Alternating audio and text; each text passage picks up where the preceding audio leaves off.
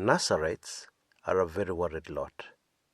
By Nazarites, I mean NASA supporters, those who follow NASA. Indeed, I also mean the vast majority of the people in the Republic of Kenya, and even those outside the Republic of Kenya, Kenyans in general. And why are they worried? They are worried because of some messages exchanged by General Miguna and other NASA luminaries, Norman Magaya, the Chief Executive Officer of NASA, and Chief Strategist David Ndii. Now, one would think that all these three should be reading from the same script.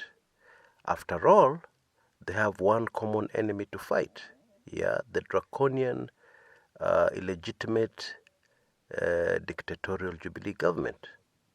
Now, one of the most scary or very worrying accusations that Miguna made was that he claimed that the CEO of NASA, Bwana Norman Magaya, is actually a Jubilee mole. Is working for Jubilee, has received money for Jubilee, according to Miguna. So what is really going on here? What is happening? Is this the end of NASA, as some people are predicting? Indeed, it is all very confusing, But let's just try and make some sense out of all this, okay? And let's start with NASA. There are a number of things we have learned about NASA that we did not know before, okay? Now, top on the list is the fact that not all NASA principals were for the swearing in of Raila Odinga. And that has really shocked most Nazarites, because the image that was projected to everybody was that they were all united in one common cause, and that's the image they deliberately projected to the public, that there were no divisions, there were no contrary opinions, they were all operating like one single mind. Now, just hang on a minute. Is that even possible? Is it possible for all human beings to be sincere and to all agree? Nope, it's against human nature. Indeed, the nature of politics is that there are a lot of squabbles behind the scenes. There's a lot of jostling behind the scenes. But when these politicians come before the public, definitely they don't tell us what they discussed in the back room. They don't reveal the backroom shenanigans that have been going on. That's just politics. Anywhere in the world, that's the way it works. And so, if you're a NASA supporter and somebody from Jubilee comes and tells you, we're united, we're not like NASA, just rubbish what they're telling you and ignore it, okay? Because Jubilee indeed has got even bigger problems, okay? So bottom line, everything is normal so far, okay? Now there's something else you should know. Within every political party, every major political party, especially a party at the forefront of jostling for political power, there'll always be moles and there'll always be double agents. That's just politics. And again, that is normal. You don't come into a political party and you find that there's a mole, and then you go out and you make a sweeping statement, this political party is finished. Never ever. You can't. Because it's normal. It happens every time. It happens all the time. So what is different this time round? I'll tell you what is different. What is different is that General Miguna has decided to come out both barrels of his gun firing, which was predictable. If you've been listening to this channel, you will know that that was very, very predictable. And what has happened is that the general has decided to reveal what has been happening in the back room. He has decided to reveal secrets within NASA. Okay? Now, that is what has brought about this whole big issue. In fact, if you want to know this issue is big, all the mainstream media have picked it up. And especially the Jubilee propaganda machine. Of course, the whole idea is to announce to the public, project to the public that NASA is finished. NASA is no more. That's what they want to do. And of course, when they tell you NASA is no more, they're also telling you that Jubilee ni mama na baba. Jubilee is the only party that you can rely on. Yes. Therefore, people should relax, go back to work, and fully support the Jubilee government of Uhuru Kenyatta. That's what this propaganda is really all about. That's the end game of all this propaganda, which again is normal. Okay? But there's something very abnormal about what's going on in Kenya right now. And there are a few things which are very abnormal about these latest developments. Yeah? And I'll tell you about them after the short break we're going for. Yeah? Don't miss the second part of this recording.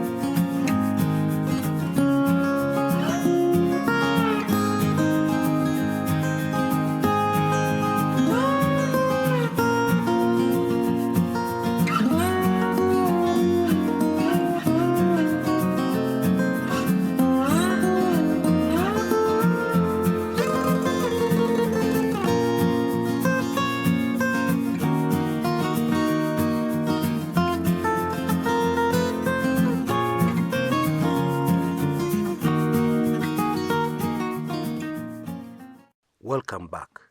Now, what is abnormal and very different this time round, is what I call the massive reawakening, political reawakening of Kenyans. Okay? Unprecedented. It has never been seen before. Now, I'll illustrate this from an email I received just this morning.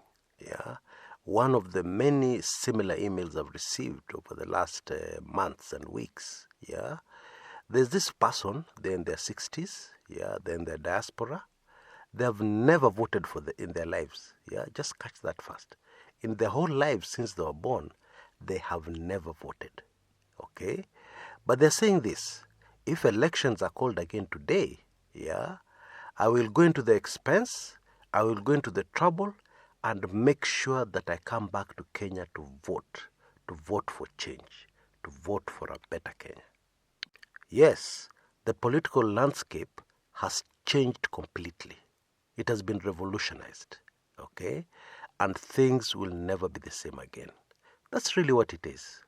A vast majority of Kenyans are for change, And things have changed in that before, the masses in Kenya were really the low class, the people at the bottom of society, the slum areas, Those were really the people at the forefront of politics. And this was a huge advantage to politicians, because it was very easy to take people in one direction like a herd, And this is where things like tribalism came in. You just create tribal groupings here and there, and that's it. You've won. You go into a slum area and distribute 50 bobs, and it's a done deal, Now, what has happened now is that the middle class, Kenya's middle class, has taken over our politics. Now, this group of people are much more informed, they are much more exposed, and definitely they're not going to be purchased with 50 shillings handouts, This is the clearest and most obvious sign, for anybody who thinks that things in Kenya are business as normal, and that things will return to normal, and that it will be same old, same old. This is a clear sign that things have changed forever. Old tricks, old tactics will never work again. Kenya is ripe for revolution. That's really what it is. Now, this background is important to understand the impact of what is unfolding within NASA. Okay? What we have within NASA, many Nazarites will not like to hear this, but it's the truth. What is unfolding within NASA is a power struggle. And it all started with the swearing in of Raila Odinga, historic, memorable swearing in of Raila Odinga at Uhuru Park on January 30th, 2018. This ceremony exposed all the rot inside NASA, and things will never be the same again. And I've also said in an earlier recording that the national resistance movement took over. It took over the forefront of the fight for change from NASA. It was a quiet, bloodless coup. However, the bloodletting in quotes is happening after the fact. Kalonzo Musyoka has tried everything he knows to regain his position pre-January 30th. It has not worked. Musalia Mudavadi has also tried everything, including having his community forgive him in public. It will not wash. Okay? Why will it not wash? Because the new Kenya political front, which I've just described, will not bite.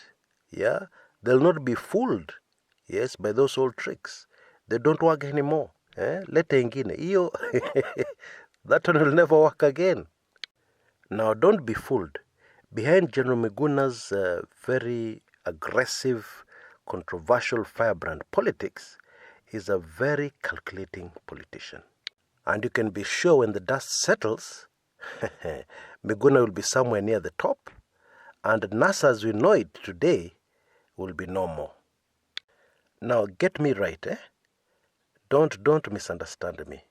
The fact that NASA will be no more does not mean that the fight for change in Kenya will be over. Far from it. Now, there's a popular song that I will never forget, that I always remember. The reason why I'll always remember this song is because the first time I heard it, I was in a very serious personal crisis. And it seemed like the words directly spoke to my situation. And indeed, the words, looking back now, it was quite a number of years back, looking at it now, those words were very, very prophetic. Well over 10 years later, those words were extremely prophetic. In fact, going to two decades later. The words go something like this. This is the beginning. This is just the beginning, not the end. Things will never be the same again. Those words apply perfectly to Nazarites and NASA. This is not the end. In fact, this is the beginning, and things will never be the same again. You see, to summarize the entire Kenyan political situation and everything that I've said in this recording, is to say the following. The people have taken over from the politicians. That's what it really is. Everything is now happening with the people. Now, unfortunately, some politicians have not realized this yet. They're still struggling with old tactics, old techniques, that used to work before, not realizing that the train has already left the station. This thing is with the people. The people have picked up the ball and they've run away with it. And there you are as a politician under the illusion that you still have the ball. You don't. Now, for those who are following this from a spiritual point of view, it's very simple. We said that everything that is tribal, everything that has a tribal following, everything that gains its strength from tribalism will vanish, will be destroyed. And in the new Kenyan politics, tribalism will be how to destroy your political career forever. That's really what it's going to be. Before, tribalism was how you built your political profile, how you built your political career. Not anymore. Now, I know this might sound very far-fetched to many people, but it's already unfolding before our very eyes.